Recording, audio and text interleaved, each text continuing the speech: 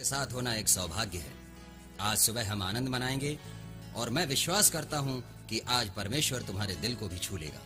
मुझे आकर्षण का केंद्र बनना पसंद है, इसलिए मैं आज की शुरुआत तुम्हारी कलीसिया में टेनिस बॉल फेंकने के द्वारा करूंगा। मुझे टेनिस बॉल और फुटबॉल खेलने में बड़ा आनंद आता है। Ready, catch catch. ओ, मेरी ओर वापस मत फेंकना क्योंकि मैं पकड़ नहीं सकता हूँ। ठीक है, हम शुरू करते हैं। प्यारा है, अच्छा कैच, अच्छा कैच। हाँ, मेरा जन्म बिना हाथ पैर के हुआ और मेरे माता पिता सारी उम्र समर्पित मसीही थे। और फिर मैं आया, ये जैसे कि उनके विश्वास की परीक्षा थी। देखो, जब तक मेरा जन्म नहीं हुआ था तब तक मेरे पिता को यह मालूम नहीं था कि मैं बिना हाथ पैर के जन्म लूंगा। और ये अजीब था क्योंकि इसका कोई वैज्ञानिक कारण नहीं था कि ये क्यों हुआ। पर सबसे बड़ा प्रश्न यह है कि यदि प्रभु मेरे माता पिता से प्यार करते तो उनके साथ इतना बुरा क्यों होने दिया? क्यों? और आप जानते हैं, याकूब 1:2 कहता है कि मेरे भाइयों, जब तुम नाना प्रकार की परीक्षाओं में पढ़ो तो इसको पूरे आनंद की बात समझो। ठीक है, जब मैं पैदा हुआ मेरे माता पिता के आखिरी 2 शब्द थे, प्रभु की स्थिति हो।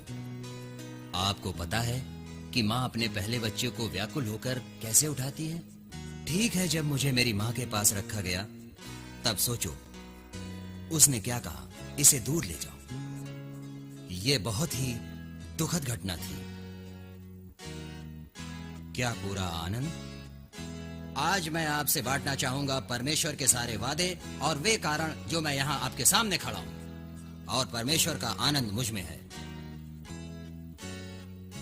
अगर आपके पास बाइबल है तो यिर्मयाह का 29वां अध्याय खोलें।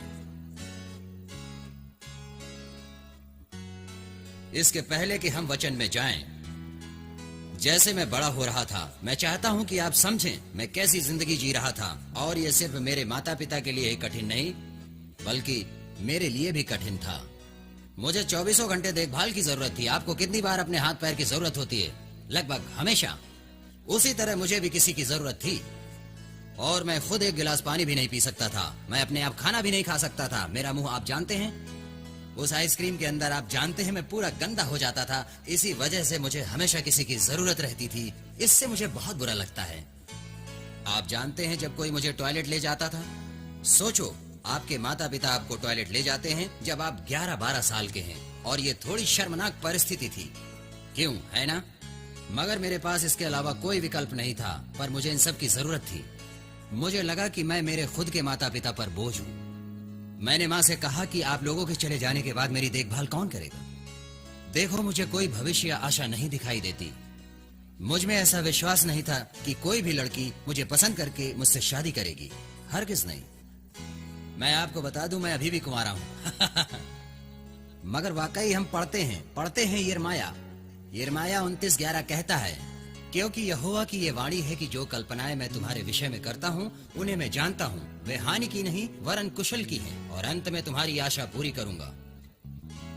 अब ये अच्छी वाचा है, पर हम ऐसे क्यों नहीं हैं हमेशा? क्योंकि हमारी आशा और भविष्य जो अब हो रहा है उस पर निर्भर है। मैं जानता हूं कि आपके इत्र की बोतल खत्म हो जाती है, नाखून टूट जाते हैं, आप जानते हैं छोटी छोटी बातें, आप निराश हो जाते हैं। मगर बड़ी बातों में भी क्या हंसने वाली बात नहीं है? जैसे कि आप मदद मांग रहे हो और वो तुम्हें उत्तर नहीं देगा।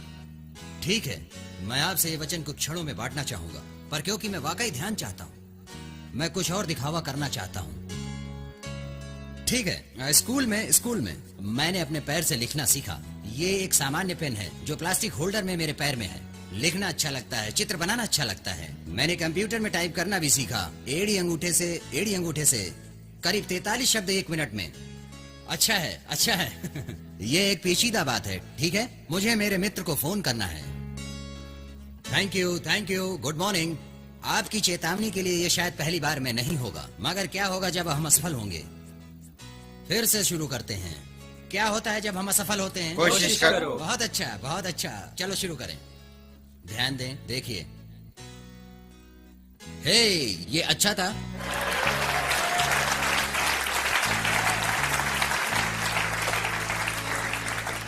जैसा कि आपने पहले देखा, मेरी व्हीलचेयर, मेरी मर्सिडीज। अब गोल गोल घूमना, आगे पीछे जाना, वाकई बहुत मजा आता है। अच्छा है, अच्छा है। खैर ठीक है, वापस कहानी पे आता हूँ। दिखावा बहुत हुआ, ठीक है। ये कठिन था, कभी कभी ये बहुत कठिन था, और ऐसी अनगिनत चीजों की सूची में जो नहीं कर सकता था, जो मेरे पास नहीं था, और मैं सोचता था कि मैं ही क्यों। जैसे कि मैं बाहर जाता था और लोगों की ओर देखकर परमेश्वर से कहता था, हे परमेश्वर, आपने इन्हें क्यों नहीं चुना? देखो, वो ऐसे लग रहे हैं कि वो इसे झेल सकते हैं, मैं नहीं झेल सकता। मैं कभी कभी कठोर हो जाता था। मैं अपना जीवन समाप्त करना चाहता था 10 साल की उम्र में ही। मैं कुछ नहीं देख पाया, लेकिन वो सब बातों में से जो मैं नहीं कर सकता था, आप जानते हो सबसे दुखद ख्याल क्या था? जब मैं समंदर के किनारे जोड़ों के हाथों में हाथ डाले देखता था। जानते हो मैं क्या सोचता था? मैं ये सोचता था कि मैं अपनी पत्नी का हाथ कभी नहीं पकड़ पाऊंगा। मैं कभी भी अपने बच्चों को अपनी बाहों में नहीं ले सकूंगा। आप जानते हैं, मैं उन्हें रोने पर चुप भी नहीं करा सकूंगा। मैं ये नहीं कर सकता, वो नहीं कर सकता। मैं मेरी पत्नी को कार में नहीं बैठा सकता, आप जानते हैं, मेरी बाजू में, और हम समंदर के किनारे जाएं और लहरों से खेलें और मैं उसके बालों में रेत डालूं। मैं ऐसा कुछ भी नहीं कर सकता। ये छोटी बात है, मगर मेरे लिए महत्वपूर्ण है, और ये कठिन था। अब मसीही परिवार में बड़ा होना, संडे स्कूल में सीखना कि यीशु तुमसे प्रेम करता है, पर मैं एक वचन पर थम गया, जो कहता है कि परमेश्वर ने तुम्हें उसके स्वरूप में बनाया है। सही है, हाँ, मगर मैं उलझन में था, क्योंकि परमेश्वर ने उसके स्वरूप में मुझे बनाया था और वो मुझसे प्यार करता है। अगर मेरे जन्म पर उसका पूरा नियंत्रण है। मुझे पता चला क्यों उसने मुझे ऐसा बनाया, और मैं गुस्सा हो गया। मैंने कहा, परमेश्वर, साबित करके तू सच्चा है, और तूने मुझे बनाया और तू मुझसे प्रेम करता है। क्यों? मैं ही क्यों? परमेश्वर ने मुझे उत्तर नहीं दिया। सालों साल आप ऊबते नहीं जब ईश्वर तुम्हें जवाब नहीं देता। आइए हम उस वचन को फिर देखें। क्या होता है जब आप कुछ मांगते हो और नहीं पाते, और आप कुछ खोजते हो और नहीं मिलता? यिर्मयाह 29 अध्याय 12 वचन, कि तब उस समय तुम मुझको पुकारोगे और आकर मुझसे प्रार्थना करोगे अपने पूरे हृदय से। जब तुम मुझे पुकारोगे और ढूंढोगे, जब तुम पुकारोगे और ढूंढोगे, तब मैं तुम्हारी सुनूंगा। यही प्रभु की वाणी है। अब वो मुझे सुनना क्यों नहीं चाह रहा था? ऐसा है, जिंदगी के उतार चढ़ाव,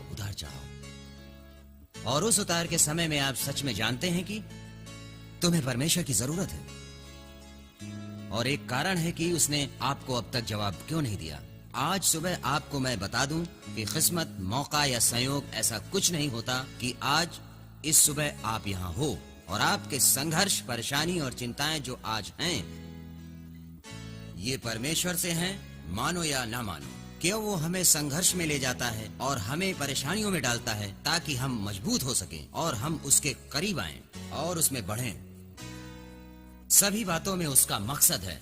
रोमियो में प्रेरित पौलुस कहता है, जो महिमा उसने हमारे सामने प्रकट की है, उसके सामने ये परेशानियां कुछ भी नहीं है। रोमियो 8:28 कहता है कि हम जानते हैं कि जो लोग परमेश्वर में प्रेम रखते हैं, उनके लिए सब बातें मिलकर भलाई ही उत्पन्न करती हैं। क्या आप इसका अर्थ जानते हैं कि परमेश्वर आपसे ऐसा कुछ भी नहीं होने देगा सिवाय कि उसका भला मकसद हो? फिर आप मुझे देखकर कहेंगे, इसमें से भलाई की कौन सी बात आ सकती है? ओह, सोचो सोचो, मैं इसे अपने 2 हाथों से पकड़े रखता हूं। मेरा मतलब वाकई हम इस पे थोड़ी देर के बाद जाएंगे। मैं आपसे कहना चाहता हूं कि क्यों परमेश्वर ने आपकी प्रार्थनाओं का अब तक उत्तर नहीं दिया। उसने अब तक आपको इन सारी परेशानियों से नहीं छुड़ाया, क्योंकि वो हमारे हृदय को मजबूत कर रहा है और उसे तैयार कर रहा है और उसे सिखा रहा है। उस पर भरोसा करो। नीति वचन 3:5 कहता है कि तू अपनी समझ का सहारा न लेना, पूरे मन से यहोवा पर भरोसा रखना, उसको याद करके सब काम करना, तब वो तेरे लिए सीधा मार्ग निकालेगा। परमेश्वर पर भरोसा रखो। पर देखो, मैं तुमसे यहां ये सब कह सकता हूं और अगले हफ्ते तुम उदास हो जाओगे। अरे, मेरी कार खराब हो गई, देखो, मैं ये नहीं चाहता कि आप घर जाओ और मेरे बारे में सोचो कि मैं सिद्ध मसीही हूँ, क्योंकि मैं अच्छा मसीही नहीं। जो कुछ आप मुझ में देख रहे हैं वो एक मसीह होने के नाते वो परमेश्वर है। जो कुछ मुझ में अच्छा है वो कुछ नहीं, बकवास। मेरे अंदर कुछ अच्छा नहीं। पर ये जो चुनौती आप मुझ में देख रहे हो, जो मुझ में है, वो इसलिए कि परमेश्वर मेरी प्रार्थना सुन ले। और शैतान जैसे मेरे पास आता था और कहता था कि नीक, मुझे लगता है कि तुम्हें पहले ये करना चाहिए, वो करना चाहिए, और शायद जब तुम बेहतर बनो तब ईश्वर तुम्हारी प्रार्थना सुनेगा। मुझे लगा शायद मैं धीरे से प्रार्थना करूं और बार बार दोहराऊं तो शायद परमेश्वर मुझे सुनेगा। जरा बाइबल खोलो, चिंता मत करो, कुछ नहीं, कुछ नहीं। पर यह कहता है तुम परमेश्वर को कब पाओगे? जब तुम उसे खोजते हो अपने पूरे हृदय से, वो आपको मिल जाएगा। प्रभु घोषित करता है कि तुम उसे पाओगे, बस उसकी खोज करते रहो। वो आपकी सारी बातों को जानता है, तुम्हारी भावनाओं से पहले वो तुम्हारी प्रार्थना को जानता है। वो तकलीफें जिससे आप गुजर रहे हो उसे पता है। वो आपके दिल की इच्छाओं को जानता है, और यही वो जीवित बलिदान है जो हमें देना है। इसका मतलब क्या है? जब तक मैं मेरी इच्छाओं को, परेशानियों को, चिंताओं को, निराशाओं को, अपनी नाराजगी को, या अपने मकसद को और अपने सपनों को, ख्वाहिशों को, इच्छाओं को डाल ना दूं यीशु मसीह के चरणों में। पर मैं अब भी उलझन में था, क्योंकि यदि परमेश्वर इतना अच्छा है और सिद्ध है, मेरे लिए योजना है, तब उन्होंने मुझे ऐसा क्यों बनाया? वो मेरे साथ क्या कर सकता है? आप भी शायद ऐसा सोचते होंगे। मैं वो सब भी बताऊंगा। मगर जब मैं 15 साल का हुआ, मेरे साथ ऐसा ही हुआ। हम यूहन्ना की किताब 9वां अध्याय बाइबल क्लास में देख रहे थे, और वहाँ पर यीशु चेलों के साथ एक जन्म से अंधे व्यक्ति के पास जाते हैं। चेलों ने यीशु से पूछा कि ये आदमी जन्म से अंधा क्यों है? आप जानते हैं यीशु ने क्या कहा? ताकि परमेश्वर का कार्य इसके द्वारा प्रकट हो जाए। अब 15 साल की उम्र में मैं ये समझ नहीं पाया। हम पढ़ते हैं, देखिए क्या होता है। यीशु ने मिट्टी में थूका, उसे साना, अंधे व्यक्ति की आंखों पर लगाया, आंखों को अभिषेकित किया, उसे नदी में धोने को कहा, और देखो क्या हुआ, वो आदमी फिर से देखने लगा। प्रभु की स्तुति हो। अब यहाँ पर भीड़ की प्रतिक्रिया नहीं, सिर्फ फरीसियों की प्रतिक्रिया के बारे में बताया है। और मैं आपसे कहता हूँ, और 100% विश्वास से कहता हूँ कि अगर कोई ये चमत्कार देखता है तो कम से कम एक व्यक्ति जरूर विश्वास करेगा वो देखने के बाद। आइए इस बारे में सोचें। अगर परमेश्वर मुझे अभी हाथ पांव दे दे तो आप आश्चर्य से कहोगे, वाह, हम हमेशा के लिए बदल जाएंगे, है ना? तो मेरे पास ये अजीब योजना थी कि मैं दौड़ कर जाऊं और परमेश्वर से पूछूं कि ये योजना कैसी है। मैंने कहा, मुझे हाथ और पैर दे दो। मैं टीवी पर जाऊंगा और ओपरा विनफ्री शो में भी जाऊंगा। मतलब कि मैं कुछ भी करूंगा आपके लिए। मैं अपना स्कूल छोड़ूं जो सुनने में अच्छा लगता है, सेवकाई करने के लिए जाना, दुनिया के छोर तक जाना, बस आपके लिए जाना। उसने उत्तर नहीं दिया। मैंने कहा, प्रभु ये तो अच्छा विचार है। मैंने सोचा ये जरूर आपकी इच्छा होनी चाहिए। कुछ नहीं। अगर इस कहानी को छोटा करूं तो ऐसा हुआ कि परमेश्वर ने मुझसे कहा, नीक, तुझे सच में हाथ और पैर क्यों चाहिए? मैंने कहा, प्रभु आप पागल हो गए हो। अब जब मैं कहता हूँ कि प्रभु मुझसे बात करते हैं, इसका मतलब सुनाई देने वाली आवाज नहीं। जब महसूस करेंगे कि प्रभु आपसे बात कर रहे हैं तो आप जान जाते हैं कि वाकई प्रभु से ही है, प्रभु से ही है। और अगर आप नहीं जान पाते तो प्रभु आपको अनुग्रह दे कि आप जान पाएं, और इसके लिए आपको प्रभु से मांगते रहना है। उसने पूछा कि क्यों तुम्हें हाथ पैर चाहिए? मैंने कहा, प्रभु मैं पागल हो जाऊंगा अगर मेरे हाथ पैर होंगे, मेरे सारे सपने सच हो जाएंगे, मुझे अपनी पत्नी से प्यार जताने में कोई मुश्किल नहीं होगी। सच में मुश्किल नहीं, लेकिन प्रभु सच में मुझे एक जीवित गवाही बनना है आपके सामर्थ, अनुग्रह और प्रेम की। मुझे दुनिया के छोर तक जाना है, तो जब तुम मुझे हाथ पैर दोगे तो मैं सबको साबित कर सकूंगा कि तुम सच्चे हो, और मैं सारे संसार से कहूंगा कि तुम चाहे कोई भी परिस्थिति से गुजर रहे हो, परमेश्वर उसे जानता है और अपने समय में वो तुम्हें बाहर निकालेगा। उसके समय में, हमारे समय में नहीं, क्योंकि ऐसी कुछ बातें हैं जो वो हमें सिखाना चाहता है। वही भरोसा हमारे हृदय में होना चाहिए। लोग मुझसे पूछते हैं कि निक, तुम्हें ताकत कहां से मिलती है? प्रभु का आनंद ही मेरी ताकत है। आप जानते हो इसका क्या अर्थ है? खुशी और आनंद में क्या फर्क है? खुशी का मतलब जब आपके जीवन में सब कुछ अच्छा हो रहा हो। आनंद आनंद। परमेश्वर का आनंद ये जानना है कि चाहे कुछ भी हो जाए, परमेश्वर आपके साथ है और आपको कभी नहीं त्यागेगा। वो तुम्हें कभी नहीं छोड़ेगा। तुम्हारे जीवन में कठिन समय आते हैं, आपके जीवन में कई तूफान हैं और वो शायद आपके काबू में नहीं हैं। और परमेश्वर शायद उस तूफान को नहीं रोकेगा, परंतु तूफान समाप्त होने तक संभालेगा। और वो आशा जो मसीह में हमें है, उसी कारण मैं मुस्कुराकर आपसे कह सकता हूँ कि परमेश्वर मुझसे प्रेम करता है और आपसे भी। आप जानना चाहते हो महिमा जो इसमें प्रकट हुई है? मैं ये अंत में बताने वाला था, लेकिन ये इतना अच्छा है कि मैं तुम्हें अभी बताऊंगा।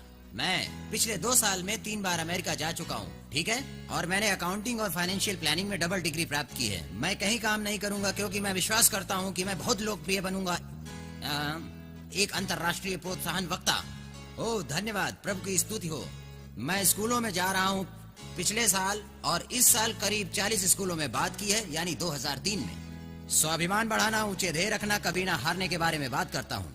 मैंने व्यापार जगत में एक व्यावसायिक वक्ता बनने की ट्रेनिंग अभी इसी साल समाप्त की है। तो अब मेरे सामने 3 प्रकार के दर्शक हैं और ये शुरुआत है। मैं छोटी उम्र में ही आर्थिक रूप से स्वतंत्र होना चाहता हूँ, इसलिए मैंने पिछले साल एक नया घर खरीदा और परमेश्वर ने मुझे एक बड़े निवेश में आशीषित किया। प्रभु की स्तुति हो। और अब मैं दूसरा घर लेने वाला हूँ और मुझे रियल एस्टेट में दिलचस्पी, दरअसल रियल एस्टेट में नहीं पर स्टॉक मार्केट में, ऑप्शन ट्रेडिंग में। मैं और क्या कर रहा हूँ? ओपरा विनफ्री शो में जा रहा हूँ। प्रभु की स्तुति हो। ये अलग बात है कि वो इसके बारे में अब तक नहीं जानती। सोचता हूँ 1 हफ्ते पहले उसे बता दूंगा, पर यह जरूर होगा। पर क्या जानते हो वो अद्भुत आशा जो मसीह यीशु में है? आप जानते हो कि आप किसी चीज के लिए प्रार्थना कर रहे हो और वो शायद पूरी ना हो, पर यह अच्छी बात है कि अगर आप किसी चीज के लिए प्रार्थना करो, वो पूरी होगी अगर परमेश्वर की इच्छा है उसके समय में। ये जान लो, परमेश्वर की इच्छा और उसका समय नहीं है तो उसके पास आपके लिए कुछ बेहतर है। मैं आपको एक उदाहरण देता हूं। मुझे अनेक लड़कियां अच्छी लगी, हर साल नई लड़की, ये पागलपन है। लगता है कि यहां भी मुझे कुछ लड़कियों से प्रेम है शायद, और मैं सोचता हूं मैं उससे शादी करूं। वो बहुत खूबसूरत दिखती है और मैं जानता हूं कि मेरी पत्नी बहुत खूबसूरत होगी, बहुत खूबसूरत, और उसमें मसीह के लिए एक अद्भुत जोश होगा और जो जरूर सिद्ध होगा, पर मैं रुक नहीं सकता। हंसने की बात यह है कि कुछ समय तक एक लड़की मुझे अच्छी लगती है और फिर दूसरी, और मैं सोचता हूं कि ये क्या हो रहा है। और मैं परमेश्वर से प्रार्थना करता हूं कि परमेश्वर तेरे समय में तू पत्नी दे, पर मैं इंतजार नहीं कर सकता। पर क्या आप जानते हैं वो अद्भुत बात कि प्रेम में पड़ना कैसा होता है? और हम जो देख सकते हैं वो सिर्फ अच्छी बातें होती हैं जब तक शादी नहीं होती। सही है, पर मैं सिर्फ अच्छी बातें देखता हूं, जिससे जो अद्भुत प्रकटीकरण मुझे मिला कि आज तक जितनी भी लड़कियां मुझे अच्छी लगी हैं, वो सिर्फ आने वाले कल की झलक हैं।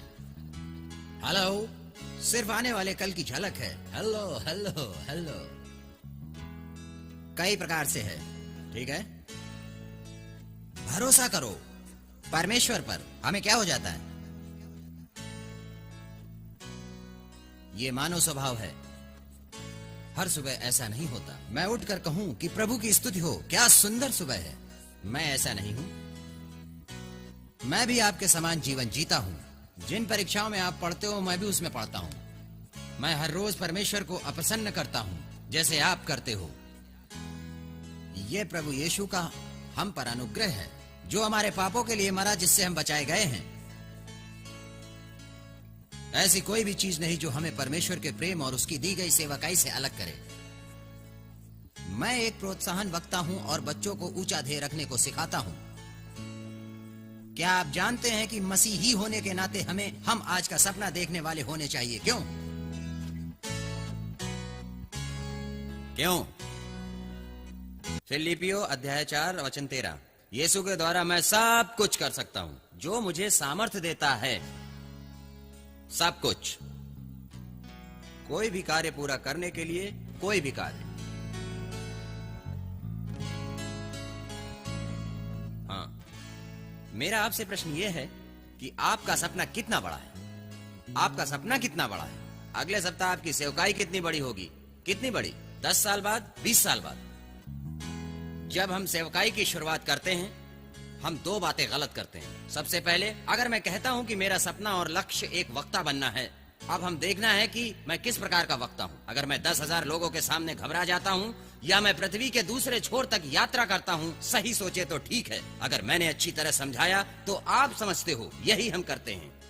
देखने के लिए हम कितनी दूर जा सकते हैं, हमारी काबिलियत कितनी है, हम क्या कर सकते हैं। नहीं, आपकी सेवकाई में अगर आपको सामर्थ्य देखना है तो आज से अपनी काबिलियत पर ध्यान न दें, पर आपकी उपस्थिति पर ध्यान दें। जब आप परमेश्वर के कार्य के लिए अपने आप को उपस्थित रखते हो कि वो आपके द्वारा अलग अलग सेवकाई से दुनिया के कोने कोने तक पहुँचे, तो सोचो क्या होगा, सोचो क्या हो सकता है। मैं आपको कुछ बेहतरीन बातें बताऊंगा जो होंगी, क्योंकि वो मेरे साथ हो रही हैं और ये सिर्फ शुरुआत है। और दूसरी बात जो हम सेवकाई में गलत करते हैं वो ये है कि मैं सेवकाई करने वालों को काफी ऊंचे स्तर पर देखता था, क्योंकि वो दुनिया के कोने कोने तक जाते थे जहां बीमारियां और गंदगी होती हैं, फिर भी वे कार्य करते हैं और वे इसके द्वारा प्रभु की महिमा करते हैं। तो मेरी सूची ये है, मेरी सूची में सबसे ऊपर सेवकाई करने वाले हैं, फिर प्रचारक और फिर संडे स्कूल टीचर, फिर आप जानते हो दादी और बच्चे सभी क्रम में। देखो वो गलत है, परंतु अनजाने में हम गलती कर बैठते हैं। ये कितना गलत है। अगर परमेश्वर ने तुम्हें सेवकाई में कुछ करने बुलाया है तो आप अपने पूर्ण हृदय से सेवा करो। परमेश्वर आपको आशीष देगा, आपकी सेवकाई को मूल्य देगा और इतनी हद तक मूल्य देगा जिसकी कोई सीमा नहीं। आप जानते हो सेवकाई क्या होती है? एक अजनबी को मुस्कुराना, प्रेम।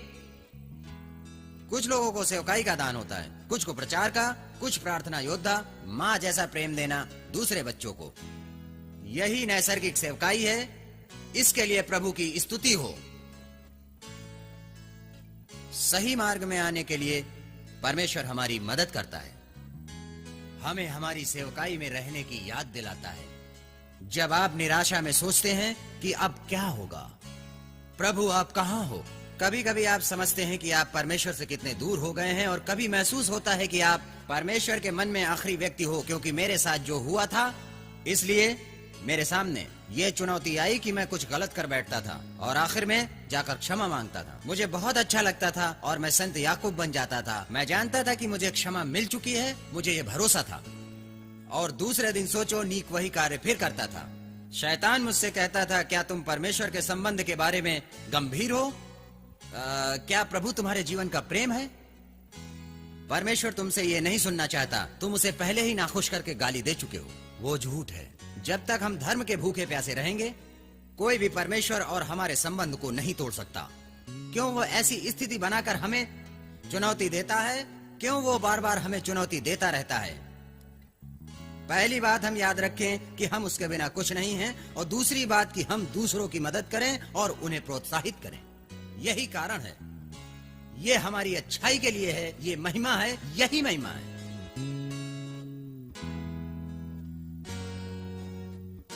आप जानते हो, अद्भुत मेरा सपना। मैं यहां खड़ा होकर ये कह सकता हूं कि बड़ा सपना देखो, पर कितना बड़ा सपना देखेंगे, हमारा परमेश्वर कितना बड़ा है। कभी कभी हम परमेश्वर को छोटे बक्से में डाल देते हैं। हमारा परमेश्वर कितना बड़ा है। आप जानते हो कि हम परमेश्वर को बक्से में डाल देते हैं और कहते हैं ये समस्या बड़ी है और ये छोटी है। हम प्रभु को बक्से में डाल देते हैं। आप जानते हो कि हमेशा वो अपना सर बाहर निकाल कर कहेगा कि मैं यहाँ हूँ। वो खुद बक्से के बाहर कभी नहीं आएगा, आपको उसे उस बक्से से बाहर निकालना है। मैं प्रार्थना करता हूँ कि जैसे मैं मेरे परमेश्वर को बड़ा देखता हूँ, वैसा आप भी देखो, क्योंकि वो बड़ा है। मैंने स्कूल में बच्चों से पूछा कि तुम्हें ब्लैंक चेक की अद्भुत बात पता है? हेलो तुम जितनी चाहे उतनी रकम लिख सकते हो। तो बच्चों से पूछा कि तुम्हें कितना पैसा चाहिए? हो मैं $10 लाख लूंगा। ओके, ज्यादा क्या? ओके, कहता है $550, सॉरी $555 करोड़। मैंने कहा नहीं, और आखिर में किसी ने कहा